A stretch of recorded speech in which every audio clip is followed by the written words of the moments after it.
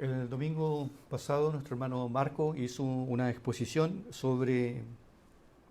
magistral sobre el texto relacionado con la muerte y la resurrección de Lázaro. Y también vamos a hacer una introducción general a este extraordinario milagro, el séptimo en el Evangelio de Juan, el séptimo y el último. Después de este milagro, Jesús no hará otra señal de esa magnitud. Y como bien dijo nuestro hermano Marco el domingo pasado, es un milagro que está lleno de ciertas características, ciertos detalles que hacen que sea muy rico y muy beneficioso para todos nosotros. Porque Jesús pudo haber resucitado a Lázaro como lo hizo con la hija de Jairo. Fue, la tocó, niña, a ti te digo, levántate. O al hijo de la viuda de Naín. Pero aquí nosotros vemos una historia bien larga. Este es el milagro que encontramos en los evangelios, es el milagro más largo registrado en los evangelios y probablemente en la Biblia.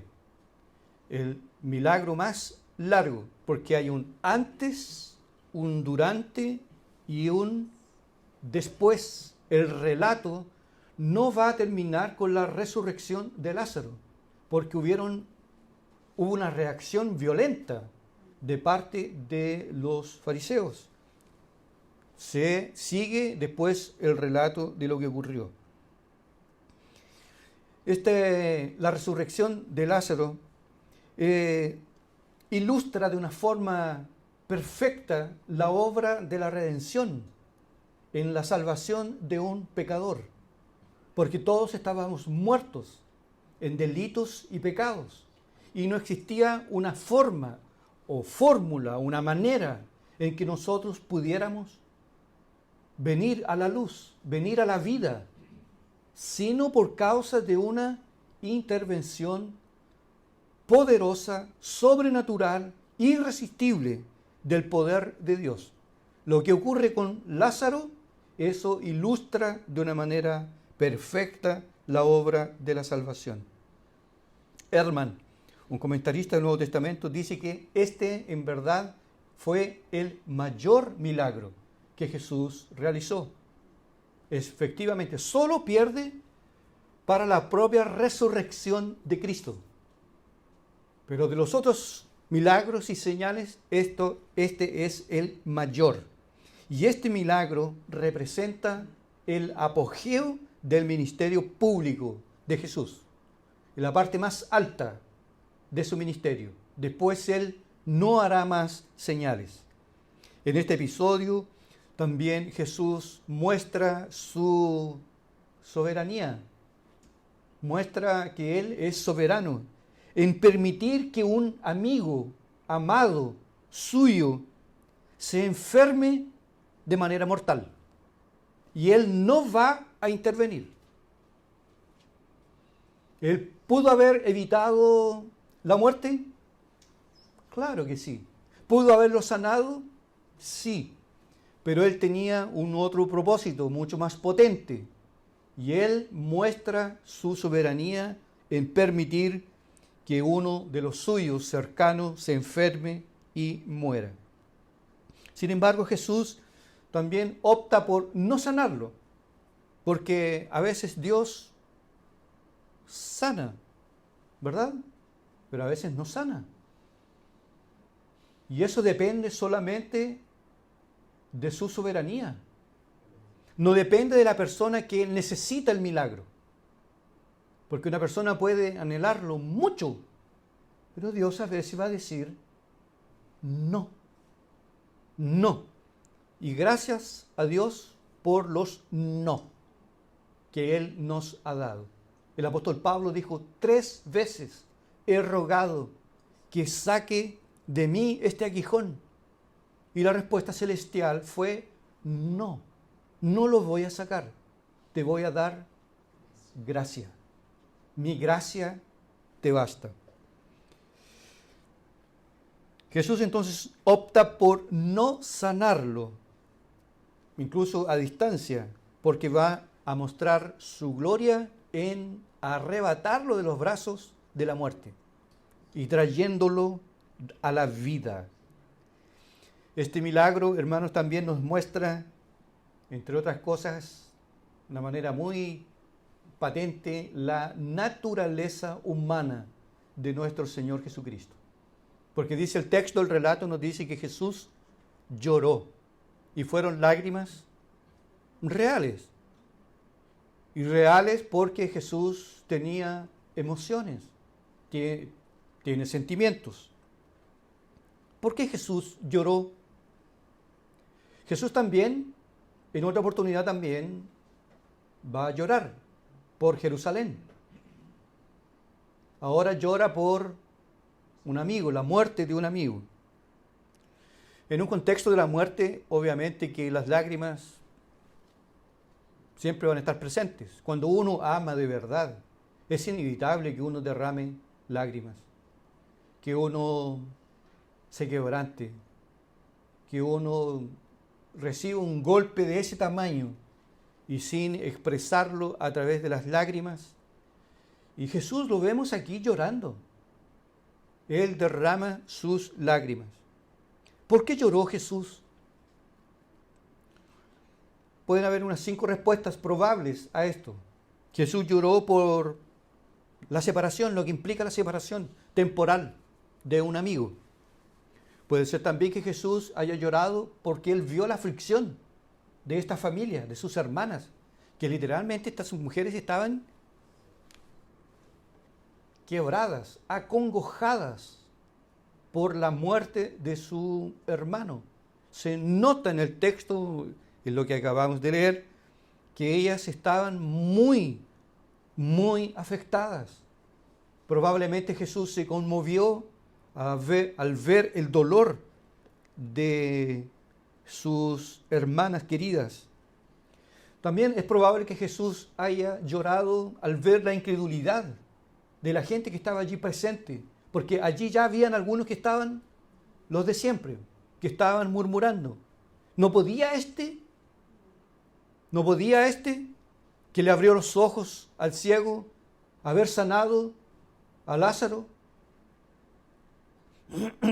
Lo que igual impacta al propio Dios al ver la naturaleza y lo potente que es la incredulidad del ser humano, que a pesar de que están viendo una señal extraordinaria, potente, no creen y quedan incluso hasta peores de lo que están. Calvino comenta de que es probable que Jesús derramó sus lágrimas al ver la presencia tangible del pecado y sus efectos en la historia de la humanidad. Es muy probable que Jesús haya llorado porque Él vio lo que hace el pecado en la raza humana. Porque, hermanos, la muerte es, la Biblia dice que es un enemigo, el peor enemigo del ser humano. La muerte. Que la muerte tiene un poder, la muerte toma y no suelta, y no importa edad, si es niño, si es joven, si es adulto, si es anciano, ella atrapa y atrapa. Y la muerte humilla al ser humano. La muerte a uno lo saca del curso normal de las cosas, de la zona de confort. No hay cómo. Y estamos hablando no estamos hablando de la muerte de un tío, de un pariente lejano, estamos hablando de la muerte de una persona que lleva nuestra sangre, una esposa amada, un marido amado, un hijo. No puede haber algo más fuerte que perder un hijo. Ustedes lo van a notar en el libro de Reyes y Samuel, digo, cuando el rey David pierde a su hijo rebelde, Absalón. Y cuando Joab lo atraviesa con una lanza, colgado él por su cabello en un árbol, y cuando le dicen que su hijo murió, la reacción de David impacta.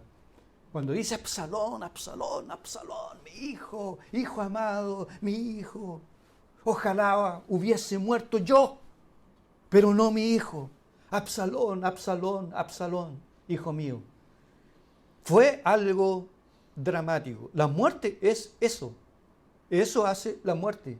Y los hermanos aquí presentes, que no han pasado por el túnel de este tamaño dolor, todos nosotros debemos estar preparados, porque en algún momento nosotros vamos a tener que dejar en el cementerio a un ser amado. O nos dejarán a nosotros, o tendremos que dejar a alguien. Y es un golpe duro, durísimo.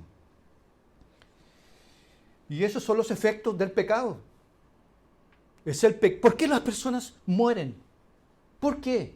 ¿Por qué todos tienen que partir? ¿Por qué ocurre esta separación? Por la entrada del pecado. Está establecido en la ley suprema de Dios, que solo va a morir el que peca. Como todos pecaron, todos mueren. Y esto no es ninguna filosofía ni algo de otro mundo. Si nosotros miramos nuestra realidad, ¿dónde están nuestros abuelos? Los bisabuelos, los tatarabuelos, ¿dónde están? Están todos muertos. Y en unos 20, 30 años más nos toca a nosotros, si no es menos. Esa es la historia, por la entrada del pecado. Porque el pecado no es un detalle. El pecado no es algo menor en la vida de la humanidad. El pecado mata. El pecado separa. El pecado trae dolor, congoja, tristeza, dolor, aflicción. Eso lo produce la presencia del pecado. Y es probable que Jesús haya derramado sus lágrimas por causa de la presencia del pecado. Al ver una persona con la cual inmediatamente cuando uno ve allí el cuerpo inerte, un cuerpo helado, blanco, y viene a la memoria las vivencias, el tiempo bueno que se pasó, que se vivió, es un golpe terrible para uno. También es probable que Jesús haya llorado porque Él se compadece verdaderamente de los siervos, de sus siervos que sufren. Porque allí estaban Marta y María, que estaban sufriendo. Tenían una herida en el alma. Y Jesús se compadece. Jesús no es extraño, lejano. Jesús, lo siento. No, Jesús, Él empatiza con el dolor de sus siervos, de aquellos que le aman de verdad. Este milagro también, hermanos, manifiesta el poder espontáneo de Jesús al sanar a alguien o al resucitar a alguien sin que nadie lo haya pedido y ni siquiera exige fe. No exigió fe, sencillamente Él soberanamente decidió resucitarlo. Por eso dijo nuestro amigo Lázaro, duerme, pero voy a despertarlo. O sea, Él lo iba a resucitar. Y lo hace de una forma espontánea, por medio de palabras. En otras oportunidades tocó, en otras oportunidades pensó, como fue la transformación del agua en vino. Jesús no habló, no tocó, Jesús pensó. El primer milagro que tenemos en Juan. Ahora Jesús, en el caso del ciego de nacimiento, Jesús escupió. ¿Quién iba a pensar que Jesús iba a hacer eso? Y con su saliva hace un lodo, se la pasa en los ojos del hombre y le dice, anda a lavarte ahora. Y el hombre sale, vuelve viendo. A veces Él restaura en 2 tiempos, en 2 toques. Cuando le dice a un ciego, ves, anda a lavarte, ves. Y el hombre vuelve diciendo que ve, pero ve como los hombres como árboles. Estaba viendo, ¿no? Sí, pero no. No y sí al mismo tiempo. No estaba ciego, pero tampoco estaba viendo. Y Jesús lo cura en 2 tiempos. O sea, Él manifiesta su poder de una forma soberana. No como estos chantas, falsos profetas, que con todos sus métodos, sus formas, siempre la misma, siempre la misma. Jesús es imprevisible, en el sentido que Él es soberano. Y nadie calcula cómo lo va a hacer. ¿Cómo lo va a hacer? Pero Él lo va a hacer. La orden que Jesús da, que el Señor Jesucristo le dio al Lázaro putrefacto, detiene o detuvo el proceso de putrefacción, generando la reversión a la vida. No sé yo cómo ocurrió esto. Dice Marta que él era de 4 días y ya le dijo, ya hiede, ya huele mal, ya hay mal olor en la incredulidad. Y Jesús transforma todo eso y el corazón vuelve a funcionar y la sangre vuelve a circular y desaparece el mal olor y este hombre empieza a respirar y vuelve a la vida por causa de una orden que Jesús dio con sus labios. Es por eso, hermanos, que la palabra de Dios tiene poder inherente. Y por eso que el Salmo 138 dice que Dios ha exaltado su nombre y su palabra sobre todas las cosas. La palabra del Señor es pura, que purifica el alma. La palabra del Señor consuela. La palabra del Señor ilumina. La palabra del Señor quebranta. La palabra del Señor hace salir agua de la roca. La palabra de Dios tiene poder. Es el poder de Dios. Y Jesús, así también como en el principio, cuando dijo, haya luz. Y hubo luz. Haya separación. Y hubo separación. Nos muestra una vez más que la palabra de Dios es vigente y tiene todo el poder para hacer lo que Dios quiera. Y gracias a Dios por eso. Por eso es cosa grave tener o atribuirle fallas a la palabra de Dios. Porque aquí tenemos la voz, la palabra de Jesús hablada. Aquí la tenemos registrada. Cuando yo leo la Biblia, yo estoy leyendo, dándole oídos a la voz de Dios. Así que no necesito oír una voz audible, una voz que me diga, Miguel, Miguel, siervo mío. No, si usted quiere escuchar la voz de Dios, lea la Biblia. Lea la palabra de Dios. La resurrección de Lázaro también nos muestra que el milagro más extraordinario que Jesús hizo durante su ministerio no tenía el objetivo de reducir el vigor de la incredulidad. No tenía ese objetivo. Sino porque alguien podría pensar que Jesús hacía milagro para convertir personas. Y como decía Peter Wagner, que el evangelismo, para que sea eficaz, tiene que ir acompañado de milagros. Los milagros, ellos apuntan hacia la persona que los hace. Revelan la naturaleza de la persona que los hace. Pero el milagro en sí no tiene el objetivo de banir o de quitarle el vigor a la incredulidad.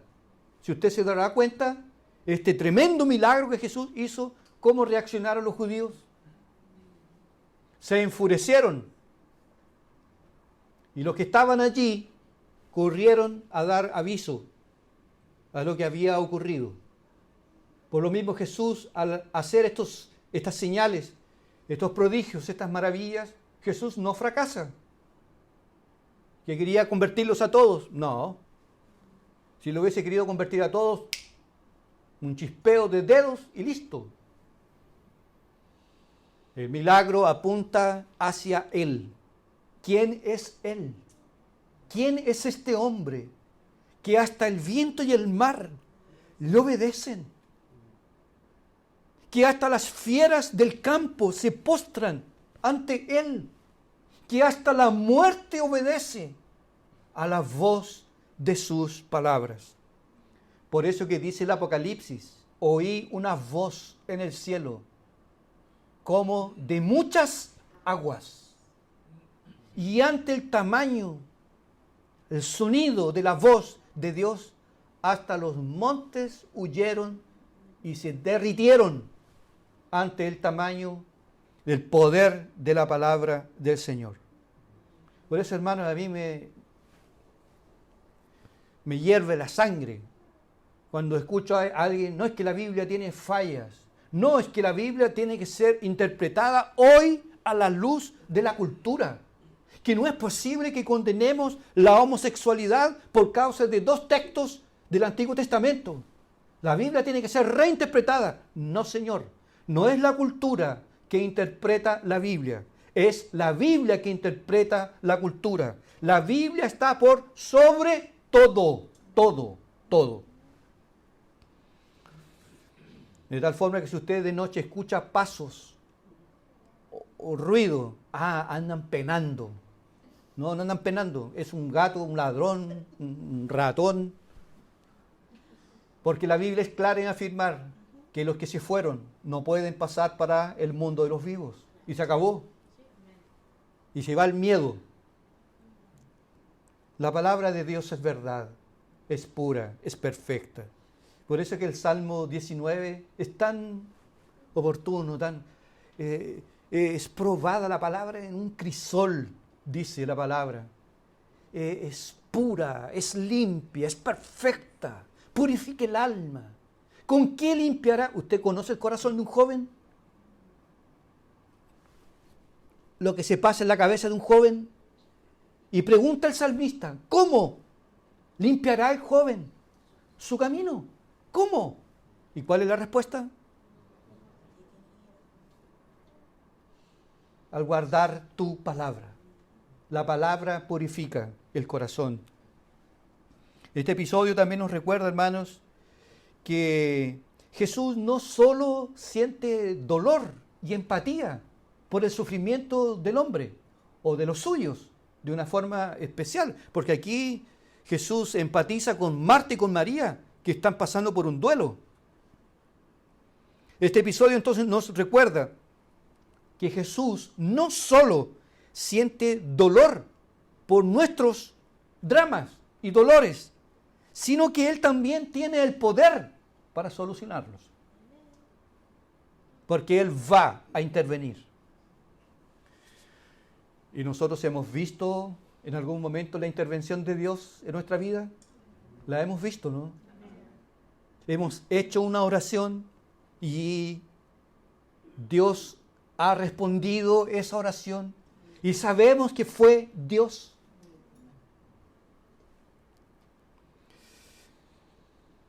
¿Cuáles fueron algunos propósitos de este milagro que Jesús hizo al permitir la muerte de Lázaro y después resucitarlo después que estaba ya en un proceso avanzado de putrefacción? Primero, uno de los objetivos que Jesús tenía era fortalecerse él mismo, porque él sabía que en unas semanas más él iba a morir y que al tercer día iba a resucitar. Entonces, uno de los objetivos es como si Jesús estuviese tal vez pensando así, yo también voy a estar en una tumba, pero yo también voy a resucitar, también voy a vencer la muerte. También este milagro tenía el propósito de fortalecer las piernas de la fe de los propios discípulos. Que cuando Jesús dijo, vamos allá para despertar a nuestro hermano Lázaro, dice la palabra que Tomás, que nos faltan los Tomás, estos discípulos se multiplican, vamos allá para que muramos con él también. Los discípulos andaban mal de las piernas, no entendían bien las cosas. Parece que Jesús hablaba otra lengua. Jesús habla de la muerte, ellos están entendiendo que el Lázaro se quedó dormido del sueño físico. Y algunos tenían sus dudas, incluso el propio Juan el Bautista. Juan el Bautista en un momento dijo, aquí el Cordero de Dios que quita el pecado del mundo. A la segunda dijo, aquí el Cordero de Dios. Y a la tercera dice, ¿eres tú el que había de venir o no? ¿O esperaremos a otro? Hermanos, si un hombre de la talla de Juan el Bautista dudó, ¿dónde quedamos nosotros? Jesús, al hacer este milagro, va a fortalecer las piernas de la fe de los propios discípulos, para que se disipe toda duda.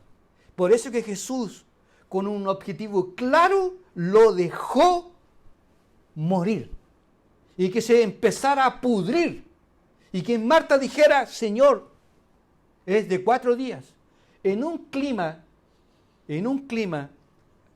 de elevadas temperaturas, por ejemplo, en esta cultura, se sepultaba a la persona, y se sepulta hasta hoy, en menos de 24 horas.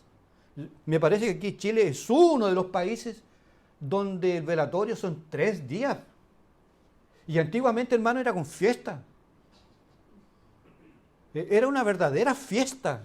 No sé qué aberración cultural nosotros teníamos. Pero en un país de alta temperatura, en un día ya empieza la descomposición. Jesús llegó al 4. Porque hasta en el 3 se creía de que el alma todavía podía volver al cuerpo. Pero al 4 solo Dios. Entonces al 4 lo vamos a resucitar para fortalecer la fe de los discípulos. Este milagro también tiene el objetivo, esta resurrección tenía, entre otras cosas, el objetivo de también bendecirnos a nosotros, al recordarnos que los amigos de Jesús también se enferman y también mueren, pero que también un día serán resucitados por el poder de Dios. Porque un día todos resucitaremos. Y es probable, y es más que probable, que todos los que estamos aquí pasemos por esa experiencia. O sea, que todos vamos a morir. Y que no vamos a estar vivos cuando Jesús venga. Porque cuando Jesús venga, los que estén vivos van a ser transformados, arrebatados. No van a ver la muerte. Pero lo más probable, hermanos, es que nosotros la vamos a ver. Y vamos a ser resucitados con cuerpos nuevos para nunca más volver a morir. Muy bien, después de haber dicho esto, vamos al texto. Es una pequeña introducción. Como dijo Marco, que también lo dije yo, porque él lo repitió de mí, ¿verdad? Este relato está lleno de detalles para nuestro beneficio. Primero, vemos en los primeros textos la debilidad de la fe de los creyentes, de los verdaderos creyentes, la debilidad de la fe de ellos. Versículo 38 y al 40. Jesús, profundamente conmovido otra vez, vino al sepulcro. Era una cueva y tenía una piedra puesta encima. Dijo Jesús, quitad la piedra. Marta, la hermana del que había muerto, le dijo, bien, bien, amén, ¿lo va a sacar? Señor, ¿cómo está pasado? Hay mal olor en la tumba, porque ya es de 4 días. Y Jesús le dice cariñosamente, ¿no te he dicho que si crees verás la gloria de Dios? Vaya a saber uno con qué tono le dijo. ¿No te he dicho que si crees verás la gloria de Dios? Porque si fuese Paul Washer, no te he dicho que si crees verás la gloria de Dios. No sabemos, pero fue una exhortación. Jesús le había dicho a Marta que lo resucitaría. Pero ella dijo, sí, en el último día. Yo soy la resurrección y la vida. Marta le contesta que no es prudente que se acerque mucho porque su hermano ya está en un proceso de putrefacción avanzado. Calvino hace un comentario interesante. Él dice lo siguiente sobre estas palabras de Marta. Dice, la mano que ruega por la ayuda de Dios, esa es la misma mano que rechaza su ayuda. Mire qué profundo, Calvino. La misma mano que pide ayuda es la misma que se recoge para recibirla. ¿Por qué? Porque la fe en los cristianos no es una fe completamente pura. En sí, en su esencia, la fe es fe, pero la fe está mezclada con partículas de incredulidad. Hay impurezas en la fe. Por un lado estamos pidiendo, pero no creemos que Dios lo va a hacer. Por ejemplo, en el libro de Hechos vemos que Pedro fue preso. Cayó a la cárcel, no por andar embriagado, sino por andar predicando el Evangelio, por obedecerle a Dios y no a los hombres. Lo tomaron y lo pusieron preso. El texto en Hechos 12 dice que mientras Pedro estaba preso, la iglesia hacía oración intensamente por él. La iglesia oraba insistentemente por él. Y Dios escuchó la oración de la iglesia y mandó su ángel y lo libró de la cárcel. ¿Recuerdan? Y Pedro atravesó la calle y el ángel le dijo, vete a los hermanos, anda a los hermanos. Y Pedro va y sale una muchacha llamada Rode. Rode cuando lo ve no la puede creer. Y sale, se da la media vuelta y corre y dice, es Pedro que está ahí. ¿Y qué dijeron los hermanos? Estás loca. ¿Cómo que va a ser Pedro si está preso? Es su ángel. Y Pedro afuera, pero apúrense, abran la puerta. Rápido. Y cuando él entra, no lo pueden creer. Pregunta, ¿y por qué estaban orando ellos? ¿Para qué estaban orando? ¿Por qué estaban orando? Estaban orando para que Dios lo librara. Y Dios va y lo libra. La misma mano que pide es la misma mano que niega la ayuda. Eso hace la incredulidad.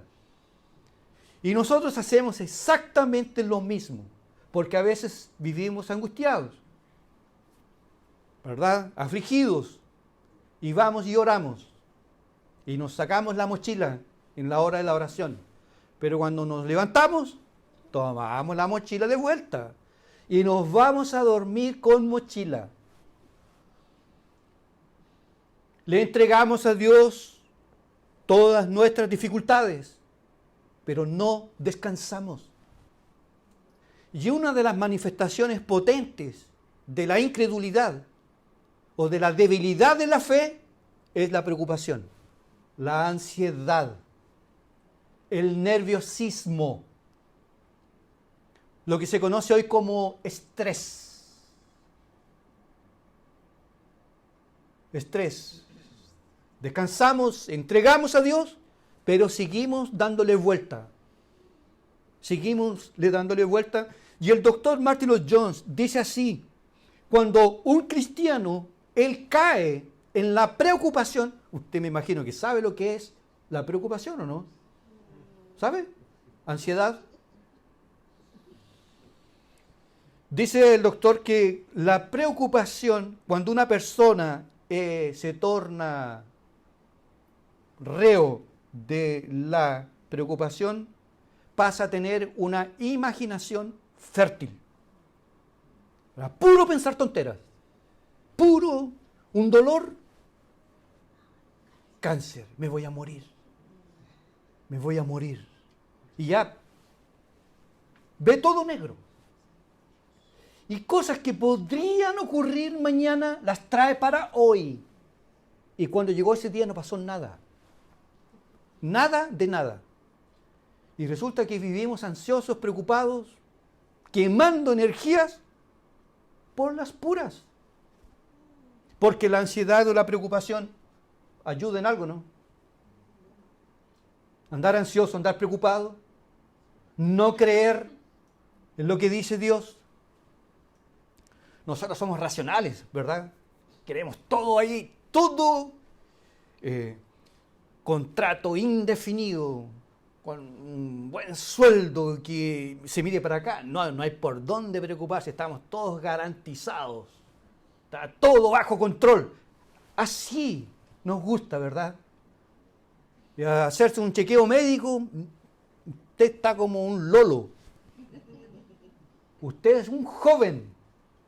Buena salud, buenos recursos. Voy a comprar, voy a adquirir. Eso nos encanta, pero no nos gusta cuando llega la incertidumbre. Y tenemos que depender de Dios. Pero eso es necesario para que nuestros músculos se fortalezcan. Todo contribuye para la gloria de Dios. Por eso que dice el apóstol Pablo: todas las cosas contribuyen para el bien de aquellos que aman a Dios, aquellos que son llamados por su nombre. Si tenemos estabilidad, maravilloso. Gracias, Señor. Pero ¿y si no hay estabilidad?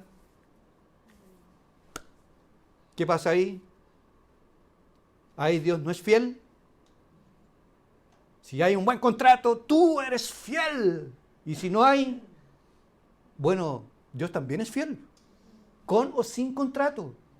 Enfermo o lleno de salud, Dios es fiel. Pero Marta vio que su hermano estaba pasado y no vio la mano de Dios. La incredulidad finalmente hace un socavón en el gozo y en la energía. Por eso que usted de repente va a ver cristianos deprimidos, y algunos por largo tiempo, porque la incredulidad los está azotando. No ven la mano de Dios en la oscuridad.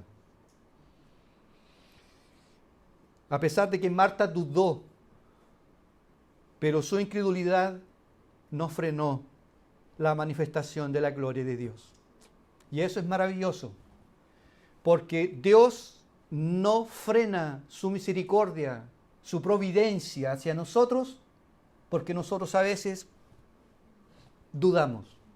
Porque si Dios fuese, como enseñan estos falsos profetas, que el milagro no ocurrió porque no creíste. Y siempre la culpa la tenemos nosotros. Aquí vemos en este texto que a pesar que nosotros a veces dudamos, Dios igual nos va a bendecir. Dios igual va a seguir con su plan. Solo que Él quiere enseñarnos a confiar en Él, a descansar en Él.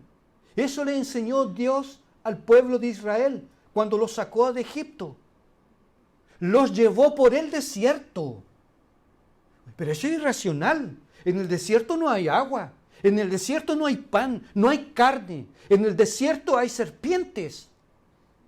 ¿Cómo por el desierto un Dios que ama por el desierto? Para que aprendan a depender. Y no les faltó nada. Los pudo haber llevado por la orilla, por lo que hoy se conoce como Gaza.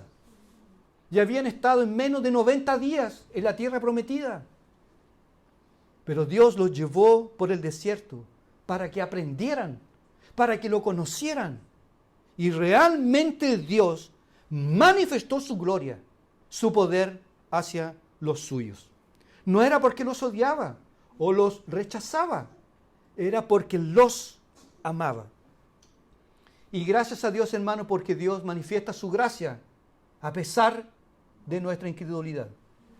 Y lo que es más glorioso aún, que Dios a veces nos bendice sin que a veces lo hayamos pedido. Nos sorprende, porque no todo es llanto, no todo es prueba, ¿verdad? Van a haber días que vamos a pasar por tribulaciones, pero no va a ser toda la vida. Hay momentos que Dios va a colocar no unas gotas, unas cucharadas de miel en el paladar. Y qué maravilla ser bendecidos por el Señor. Pero también vamos a enfrentar adversidades. Juan dice que ¿quién es el que vence en este mundo? El que cree. El que cree verá la gloria de Dios. El que cree descansa en la santa providencia de Dios. Por eso el apóstol dice, yo sé en quién he creído y que es poderoso para guardar mi depósito hasta el día final. Yo sé en quién he creído.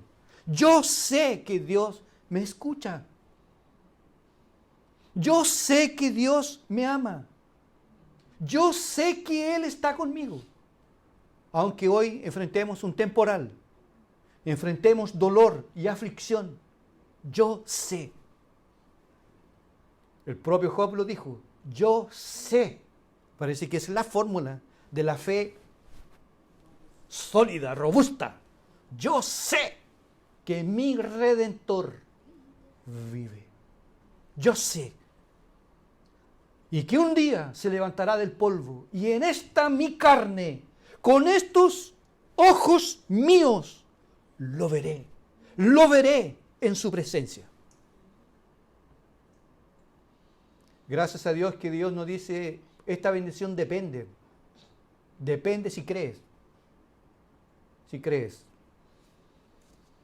Así que ánimo, hermanos, que a pesar de nuestra incredulidad, Dios le puede mandar un marido, una esposa. No todo es tristeza. Y a veces ni lo pidió y llegó. Segunda cosa. La gloriosa, aquí encontramos esto va a ser más rápido, una gloriosa lección sobre la oración. La oración. Jesús dice, después que quitaron la piedra, Jesús dijo, Padre, gracias te doy por haberme oído. Yo sabía que tú siempre me oyes. Yo sabía que siempre me oyes. Mire, yo sabía, no solamente que me oyes, yo sabía que siempre me oyes. Pero lo decía por causa de esta multitud. Jesús da gracias al Padre por oír sus oraciones. Y este es el mayor de todos los incentivos para que oremos. ¿Cuál es el mayor de todos los incentivos para orar? Dios nos escucha. Dios inclina su oído. Dios escucha la súplica, el clamor de los que le aman, de los hijos suyos. Dios se deleita en oír la voz de sus hijos. Cómo es maravilloso, aunque pálido, muy pálido, es maravilloso escuchar las oraciones de los hermanos, ¿verdad? Porque cada uno aquí tiene su manera de expresarse. Algunos así bien suave, otros con ciertas características. Cada uno tiene, y a mí personalmente me encanta escuchar las oraciones, principalmente de aquellos que se ponen nerviosos o se quebrantan. Pero con Dios es mucho mayor. Dios se deleita en oír la oración. Dice Juan, lo que dijo Jesús aquí, Dios escucha la oración. Segundo, Dios está atento, dice el Salmo 5:2. Dios está atento a la voz de mi clamor. La oración, dice el libro de Proverbios, que la oración de los rectos es su gozo. La oración de los rectos es su gozo. Así que ora, hermano, ora. Abre tu boca, tu corazón y habla con Él. Porque tu oración es su gozo. Háblale, todo lo que te pasa, cuéntale, llora, respira, clama, suplica, ruega por tu familia, ruega por tus enemigos. La oración de los rectos es su gozo. Juan dice en su primera carta que si pedimos alguna cosa conforme a su voluntad, Él nos oye. Entonces tenemos que rogar que el Espíritu Santo nos ayude, porque no sabemos orar. Si alguien dice, hermanos, oremos por un enfermo, por este hermano que está enfermo, ¿sabemos nosotros que Dios lo quiere sanar? No. ¿O que Dios se lo quiere llevar? No, no sabemos. Nosotros colocamos el deseo de nuestro corazón, pero abajo decimos, Señor, pero yo puedo estar equivocado en lo que estoy pidiendo. Así que no sea hecha mi voluntad, sino la tuya. Como dijo Jesús, Padre, si es posible, pase de mí esta copa, pero no se haga mi voluntad, sino la tuya, porque la de Él es buena, es agradable y es perfecta. La nuestra no lo es. Y no se le ocurra decretar. Yo decreto, yo ordeno, yo declaro prosperidad. Yo no voy a enfermarme, no voy a morir, voy a ser rico. No se le ocurra, porque a Dios no se le dan órdenes. A Dios se le suplica. Y tenemos que estar humillados, igual como una gilet en el suelo. Que hay harta distancia entre la gilet y el suelo, ¿verdad? Así debemos estar delante de Él, como aquel publicano. El otro era adepto de la teología de la prosperidad. Era falso profeta. No, Señor, te doy gracias porque yo no soy como este. Yo ayuno, yo hago esto, yo doy el diezmo, yo hago... Y el otro estaba, ni siquiera quería levantar sus ojos al cielo. Señor, sé propicio a mí, pecador. Y el libro de Apocalipsis nos dice, hermanos, que hay unas copas de oro en el cielo, llenas de incienso, que son las oraciones de los santos. No es la música, no son las canciones, no son las buenas obras, son las oraciones. Gracias, Padre, porque yo sé que tú me oyes. Tú siempre me escuchas. El mayor incentivo a la oración secreta es que Dios me escucha. Y ahora es solo esperar en su misericordia. Para terminar, Jesús resucita a Lázaro. Se acerca a la tumba y de una forma extraordinaria lo llama por el nombre. Le dice: Lázaro, ven fuera. Y no pasó nada. Vamos de nuevo. O como los profetas de Baal, que Elías le decía: tal vez están durmiendo. O está el Dios de ustedes está de vacaciones, hay que gritar más. Y llegó el mediodía y vamos cortando, ¿no? y saltando y gritando. No pasó nada. Si Dios no se impresiona con el boche, con el ruido, con los gritos. Jesús habló: Lázaro, ven fuera. Y dice el texto: y el que había muerto salió, atadas las manos y los pies, tal cual lo habían dejado, envuelto su rostro en un sudario. Jesús dio la orden: desatadle y dejadle ir. Esto con el objetivo de que los curiosos lo tocaran. No puede ser que esté vivo. Y lo fueron a tocar. Dijo: tóquenlo nomás, tóquenlo. Se van a dar cuenta que él está vivo y que no hay ningún mal olor en él. Ni tampoco va a salir como un zumbí, causando terror. Está vivo. Él está vivo. Dejadlo. Desatadlo. Agustín, al comentar este texto, dice lo siguiente: si Jesús no le hubiese llamado personalmente por su nombre, todos los muertos se habrían levantado del sepulcro. Tamaño es su poder, su gloria, la potencia de su voz. Dijo: Lázaro. Así que lo tomó con pinzas. Solo él. Sea Lázaro y no otro quien vuelva a la vida. Pues su voz, la voz de Jesús, es poderosa. Y en eso debemos confiar, porque nosotros tenemos, yo creo que aquí casi todos, hermanos, tenemos algún Lázaro en la familia. Estoy hablando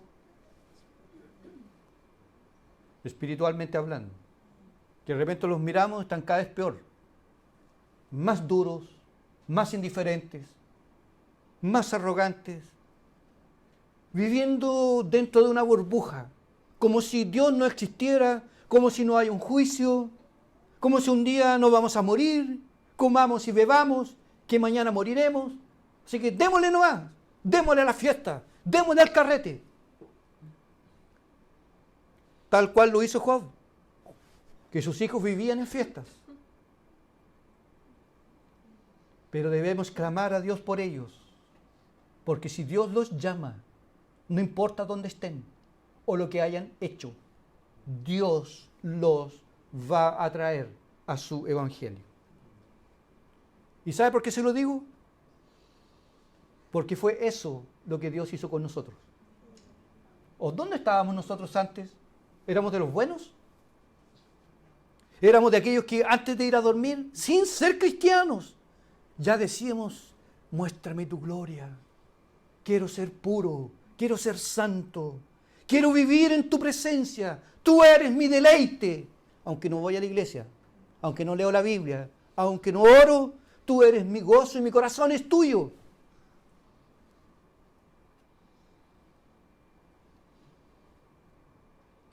De espaldas dadas a Dios, rebeldes, incrédulos, mejor ni hablar de la vida pasada, que nos causa tristeza y vergüenza. Pero Dios de allá nos llamó, de allá nos sacó, y ahora, ¿quién te vio y quién te ve? Si ahora hasta te dicen pastor en la familia. ¿No le han dicho pastor? Hoy tú pareces pastor, ahora solo hablas de la Biblia, solo puros textos bíblicos, estudios bíblicos. ¿Quieres ser pastor? O en el lenguaje de ellos, ¿o quieres ser pastora? ¿Ah? ¿Tú quieres ser pastora? Porque Dios hizo una obra, hermanos. Si habláramos de nuestra vida pasada, una vida da vergüenza. Saldo negativo, pero negativo, en rojo vivo, en pecado, en maldad, en transgresión, en iniquidad, en inmoralidad.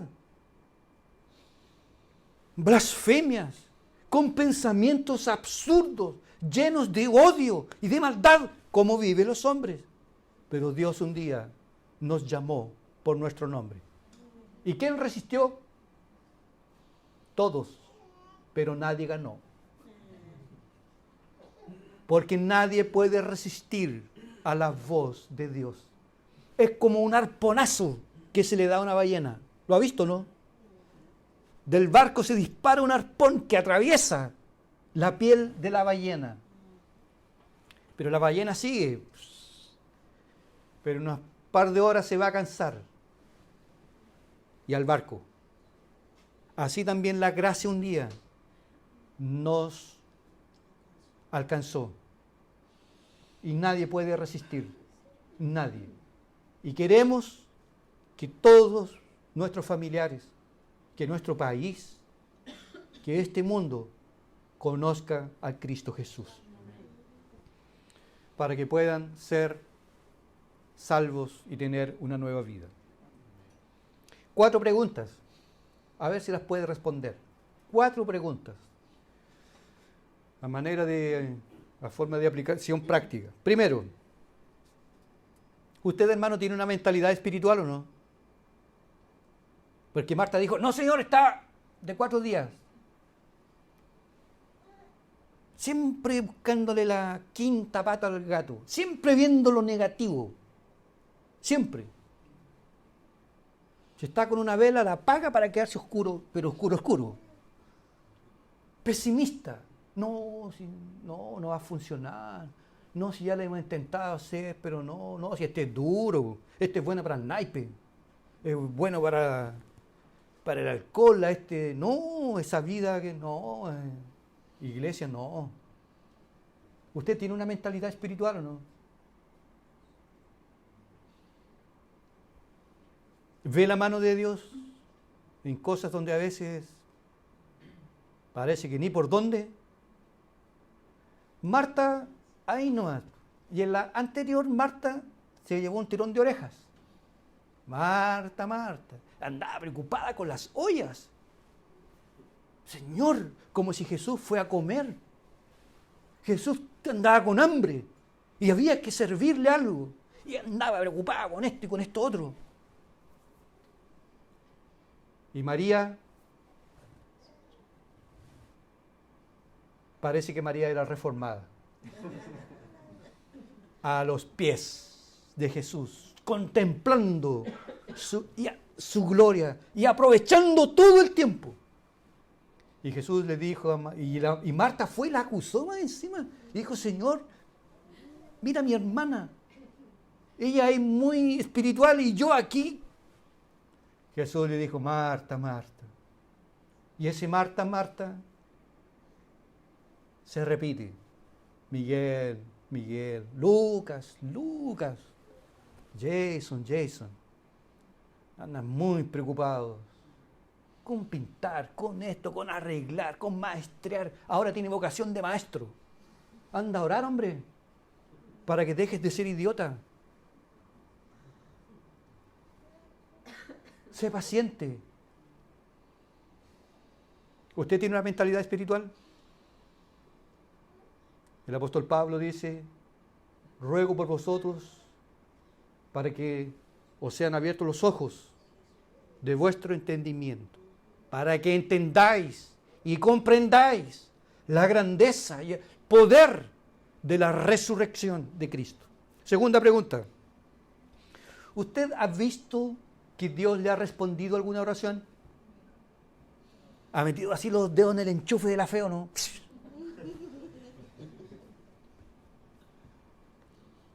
Oré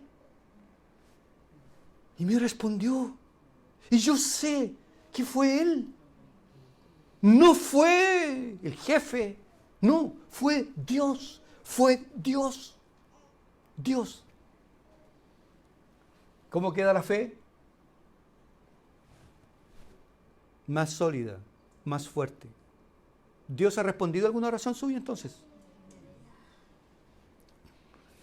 ¿Usted está convencido que Dios escucha la oración? ¿Ah?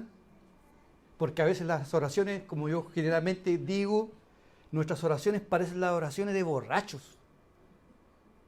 Que a veces estamos orando y de repente se nos va la onda. Y después de media hora, uy, ¿qué estaba diciendo? ¿Qué estaba hablando? Estaba rogando por esto. Si supiéramos con quién estamos hablando, no tendríamos esos percances. Pero el pecado está ahí, a la puerta.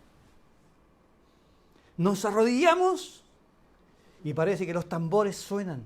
¡Pah!